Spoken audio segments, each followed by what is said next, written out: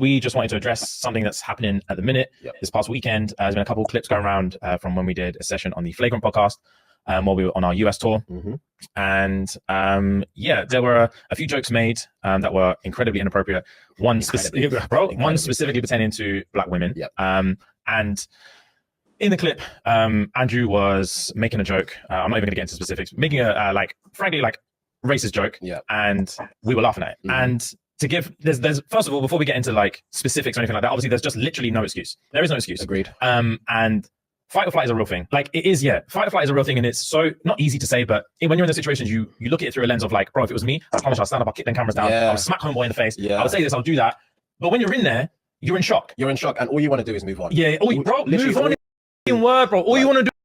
Just move on to the next thing. Just move on to the next thing. There's and like we had to say a few times, bro, just move on. Just move on. So many different topics. We were like, move on. Yeah. It's not even like about pity laughs or anything, but we just wanted to get out of that situation. Literally get out of that situation, keep the ball rolling. And we thought it was going to be more of like a bros chat. Yeah, it ended up being something. Ended up being something that's like really, really hurt people that look to us for support and look to us to feel protected. And protected is the main thing that I wanted to discuss, is that it is our duty to protect you guys. Facts. And it is definitely not cool to be in that situation. And again, not be the ones to stand up and kick the cameras down. And on that occasion, it's not going to happen again. And it's about being human. It's about realizing that you don't know what you're prepared for. You don't know how to prepare for something. You don't know what's going to happen. And once it's happened one time, you're like, you learn from your mistakes. And that's literally learn from your mistakes. Like, we're sorry. You definitely do apologize. It's, for me, like, it's one of them ones where you don't realize that, like, for one, when you're part of a community, you don't realize that you can hurt your own community. When you're not, when unintentionally. Unintentionally, for real. And also, on top of that, it was so crazy that like the narrative that's been spun about how we feel about our community, the irony of the fact that whilst the whole reason we're in that country was to just show how much we love our community and show how much we love our supporters and how much time we spent at the shows and just like getting to know people and just like understanding our community better and just like making friends and making bonds and showing love, and they're showing love. And this whole 6-week trip was just about showing how much we love our community and how much our community show out for us. And then to have that exact same trip be the reason that we're having to have this conversation now. But at the end of the day, mistakes make you a better person. Mistakes do make you a better person. You're not born a perfect person. And yeah, we don't condone, we don't appease that behavior, we don't rate it. And we don't want you guys to think that we were sat in that room rating what's going on. We hold our hands up, we apologize, you learn from your mistakes, and we hope we don't let our community down again, because ultimately we do this for you guys. Like, you guys. So again, we have these guys apologizing. And, you know, you see, I don't know if we're going to get into the comments on this one or not, but, you know, you see people saying, oh, look, them, they laughed. It's kind of similar to the Will Smith, Jada Pinkett, Chris Rock thing. People saw him laugh. They were like, he was cool at first, and then he got mad, which may be true. Most, you know, I mean, that's a fair assessment for the most part. These guys were laughing when Andrew Schultz said his joke, but it doesn't necessarily mean that that's because they were approving of what he said. I didn't find the joke funny. I did find the conversation funny, but I think for the audience, I want you to understand this. We get into psychology. We get into understanding how human nature works. If you pedestalize yourself in front of people, if you say, look at me, I'm great, I'm grand, I'm magical, I'm mystical, I'm legendary, I'm divine, it's going to bring about dissension. It's going to bring about mismatchers, people that believe they got to restore the balance for good or bad reasons. You know, I'll give one example, and I'll probably give a few different examples, but one example I'll give is Jerry Seinfeld. Whenever Jerry Seinfeld would do stand-up comedy, every now and again a host would introduce him as the greatest comedian on earth, and he tells a story about how when that happened to him, after he did his set, he went to the guy and said, hey, don't ever introduce me like that again. And he was like, what's up? He goes, as soon as you introduce me as the greatest comedian of all time, or whatever on earth, people are going to be like, oh, really? Those of us who are in the world of sales and business, they call it under-promising and over-delivering. You don't want to over-promise, under-deliver. So if you're going to say black girl magic, these guys want to talk about black girl magics, black girls raising the bar when it comes to looks and aesthetics with the man who's non-black. How do you know Andrew Schultz didn't take that, you know, as a shot? not in a negative way, like he's really offended. He's a comedian. He can handle way more than that. He may have said, well, my look would not be considered black girl magic. I don't like the way he dresses and how he cuts his hair. Who cares what I think about how he dresses and cuts his hair? So whenever these guys are saying you get with a black woman and she makes you dress nicer and your beard and you got the edge up and the line up and all that kind of stuff, as a man who doesn't have that stuff, is he not allowed to defend himself in his culture if he wants to? He may not think what black women are doing with white men and Asian men, whatever, when they get their garb and their look change is all that magical at all. He doesn't have to. There's no objective rubric to say that this particular way to dress and cut your hair and even the swag attached to it is better, grander, more efficient, more productive, whatever it is, than the next person's. So again, us in our community, if you're going to pedestalize yourself, if you're going to say, this is magical, we're divine, we're this, we're that, what you're doing is you're setting up for yourself naysayers, mismatchers. Anybody who's read different books on the topic, the 40 Laws of Power, what does it say? That's Law 46, breeding up envy. If you're going to be around bragging about and talking about how smart you are, how beautiful you are, how charming you are, how grand you are, how amazing you are, people are going to resent you for that. Let another praise you, not your own lips, if you want to use a verse from the Bible. My point, I'm not saying it's wrong to do that, y'all. Do it if you want to do it. Just understand and be aware. People are not always going to value that like you do. Not only they're not going to value it like you do, they could, justifiably so, take it as a slight on their own culture. If I go somewhere else and I'm saying, look at the magic, look at my edge up, look at my cut. I don't think that's better than how I'm dressed and how I'm cut. I don't think your women are more magical than my women. I don't think that's magical. I think that's subjective. I think it's obviously subjective. They have a fair point with that.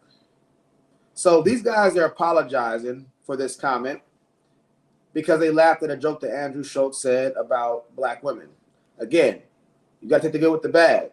If these guys are saying black women really do this and do this and do this for other types of men, that's fine. I happen to think that the black girl magic thing is cool because I tend to dress and carry myself like they would present somebody from another race, how they would change them, some other ethnicity. Not that I really believe in race. We're all one race, the human race, but we have different ethnicities, different phenotypes, blah, blah, blah, blah, blah, if we want to get technical with it. So my point is saying this: if you're going to put yourself up there, people may want to pull you down. That's the risk you take. The squeaky wheel is going to get the oil. That's the risk you take if you set yourself up to be better or beyond or more magical than other people around you, because of your arbitrary, subjective taste and style that I personally appreciate. So again, let's move forward. Sorry, I'm going to finish covering the last piece of their apology on here. I don't think these guys are wrong for laughing at the joke. Them laughing at the joke in no way means that they don't appreciate black women, that they think black women are less than. You got to be able to take a joke. If you can't take a joke, that's more of an indictment on you. That's such a benign joke. This reminds me of the whole debate with the Will Smith and Jada Pinkett and the Chris Rock thing. For most people, especially most comedians, they're like, that joke was light. And most of us know that joke was light. Mm-hmm. And there's a small minority who are like, no, that joke's not light. All right, let's go ahead and get into these comments. What we got? Segue to this is why I'm not mad at Will Smith. Bullying black American women has been normalized to the point of psychopathy. That's extreme. No, it's not just a joke. No, it's not okay. The excuses just make it worse. It's bullying. It's abusive and it's toxic. Thoughts? Well, again, This is their opinion about it. And when it comes to subjectivity of, like this, let me say this. People who say something's a joke and not a joke, this is my thing, and it's the purpose of this show. Have you even looked up the definition of a joke? Have you looked up the structure of a joke? There's a science to everything. A joke can be positive and funny. A joke can be negative and funny. A joke can be positive and not funny. A joke can be negative and not funny. Whoever this person writing this comment, and this is a representation of and a personification of all people out here who tend to have this view right here. Break it down for us Barney style. Mm-hmm. How is it not a joke? You know better than the comedians. It's not a joke. And I'm not saying you can't know better than comedians. Comedians don't have some kind of special knowledge on what a joke is. They have experience. They live in that world. Presumably they've done more study into that world, especially professional comedians. Because again, there's a science. You can go take a joke class where you learn how to tell jokes better. There's a structure to jokes. You may not know it, but to say it's not a joke is just somebody giving their opinion, most likely out of their emotionalism. Are they being objective? The excuses just make it worse. It's bullying. It's abusive. It's toxic. Their excuses. I didn't find their excuses that compelling myself.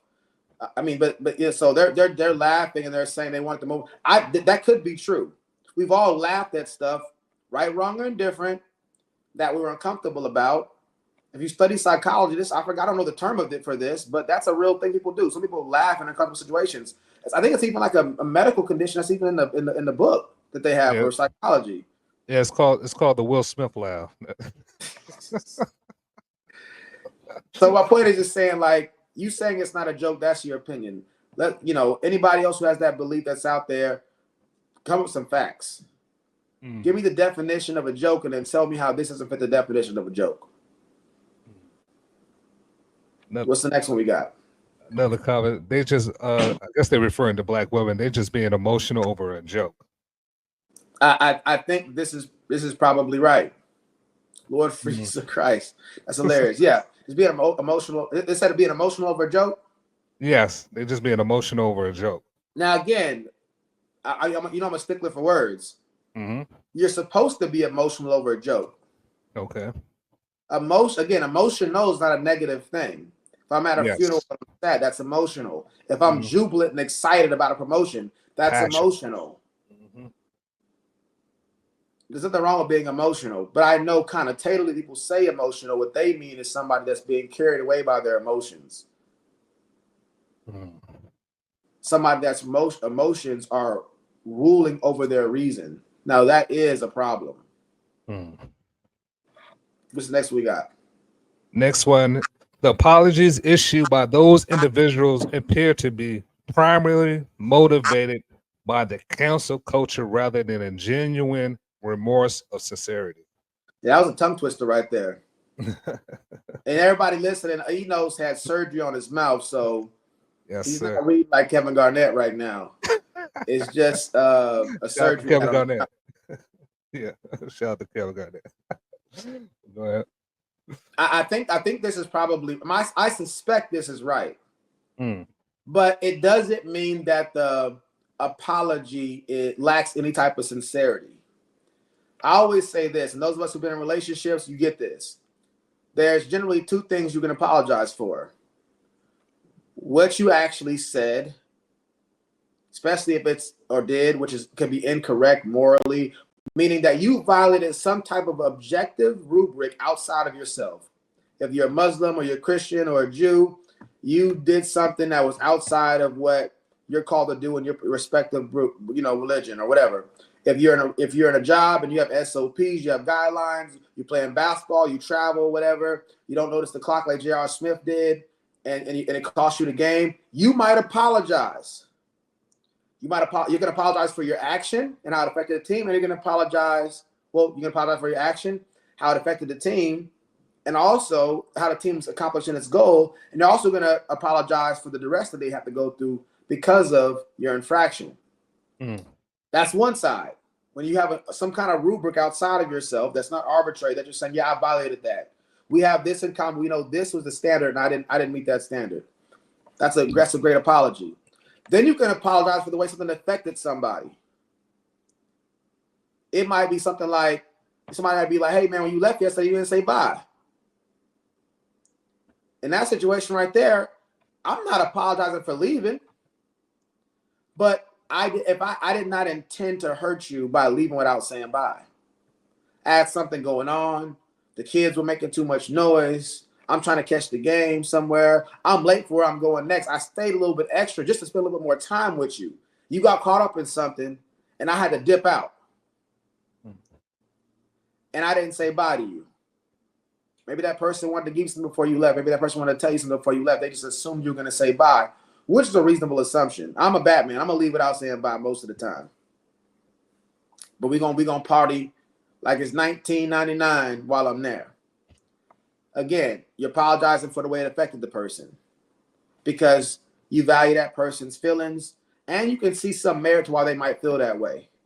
But then you have situations where somebody wants you to apologize and you didn't violate any type of standard outside of yourself, and the way they feel is unmerited.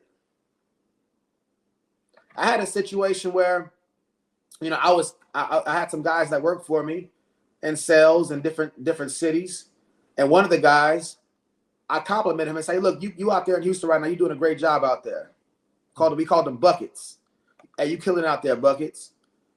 And he was the top guy in Houston for that year. The top guy in Austin was right there next to him, and said he wouldn't do that in Austin. Houston's the easier market. Oh. 2 hours later, a little bit of alcohol, they squabble on the basketball court. Not that it matters. One guy was black, one guy was white. Not that that matters. But they squabble on the basketball court. Now, some might say, hey, James, it's kind of messed up that you complimented that guy and that fight broke out. They might think that me doing that incited the violence. I can see that. As the guy who's managing a team, that's my role to inspire. And when I scold them and they're doing something wrong, so I got to make sure that my recognition that I provide for them is just as loud as the scolding. I'm not going to apologize for that. Even if my comment was partly the cause, you know, the effect. The cause that gave us that effect of that eventual fight. But really, it's the strife and envy and bitterness within them. The insecurities within them that caused that. So again, sometimes people might want you to apologize, but I'm not apologizing for that. I'm not to blame for something like that. What's the next comment we got? I think that's the end of that segment. We'll get right back into the video, though. This is... What else we got? I believe this is the pivot. So, audience, what we're covering right now is Andrew Schultz made some comments.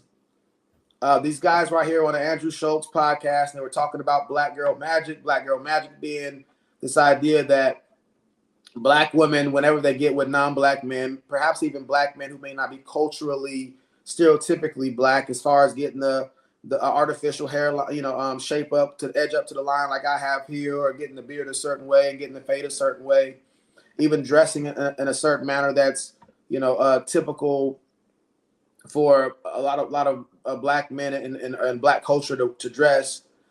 If they make people that are outside of that culture dress like that, they call it Black Girl Magic. She upgraded you. Again, that's a bold claim in front of the rest of society. Internally, I would agree. Like, look, I think whatever his name was, Travis Kelsey looked better when I saw the old pictures versus he looked like the Jim Carrey and Me, Myself, and Irene. And when he's with he said Jim Carrey. You can tell I don't follow a lot of this pop culture things, but I do care about the relevance of it when it comes to how we think about things. If we're being fair, we're being reasonable, we're not being unbiased. So when it came to how she's dealing with how they're dealing with the Black Girl Magic situation with him, that's your opinion that's magical. So you might think there's no magic about it. There's no hocus pocus here. And that's fine. We don't have to agree on garb. We don't have to agree on style. We don't have to agree on fashion. Some people like the artificial edge up look, making the line more straight than it really is. Some people don't. I used to see Denzel in his movies rocking the natural hairline. It just looked funny to me. But he rocked it with confidence and eventually caught the bad guy. And he got the girl. I ain't mad at him. That's good. Go ahead. No, I said that's a good breakdown to let women know when you're saying it's black magic, you're putting yourself out there, not only for critiques, jokes, all of that. When you put yourself on the main stage and saying I'm this and I'm that, you open yourself up to these type of remarks, you know. That's Law 46.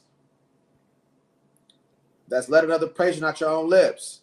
Whenever you put yourself out there as I'm that person, I'm magical, I'm a diva, I'm a boss chick. You know, I'm divine with men as well. Men understand if you walk into a place and you start bragging on yourself and putting yourself out there like I'm good at this, I'm good at that, people are gonna be like, now you gotta prove it.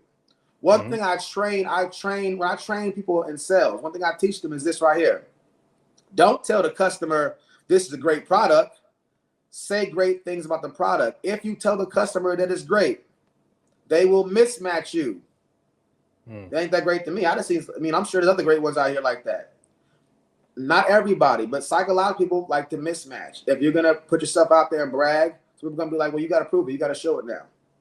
If you just would have said great things about the product, this product's been around for a long time. It's made from the finest material. It's very rare. You can't find this everywhere. People will think, oh, that's a great product. Whose stocks are they gonna trust? Theirs or your own.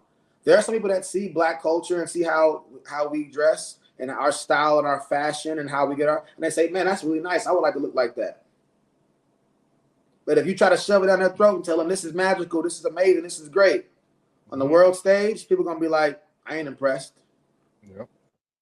You overpromise and under-delivering on a subjective topic. And you're not wrong for doing so. Psychologically, you're bringing more attention to yourself. Not everybody gonna like that.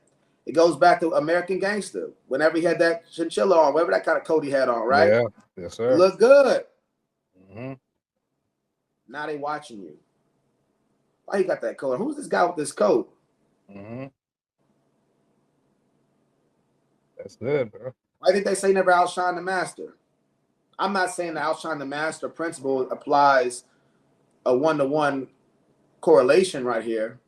Because there's no master, if ladies want to get their guys, more fashionable in the black context, nothing wrong with that. But the principle is this: when you are shining, and especially if you're alluding to, suggesting on something in some kind of way, even to a small extent, this is magical, this is grand, this is better than the other. That's competitive talk. That's how competitors speak. Whether you're a male or you're a female, that's how competitors speak. And people who are competitive, they're ready to get busy. And nothing wrong with that. If you're down for it, if you want the competition, keep saying that. If you want to have special treatment, if you want to stay out the way, don't say anything positive about yourself. You don't got to deal with any haters. I hate to say haters. That has a negative connotation. Well, it's actually just kind of a negative denotation on that. But so I'd say, well, there's some things that we should hate, but I don't get distracted from the point. So my point is saying that you're going to bring about yourself competition. People are going to be looking at you through a microscope at that point. I got to see what's so grand. I got to see what's so great. What we got next, Enos? Yourself in position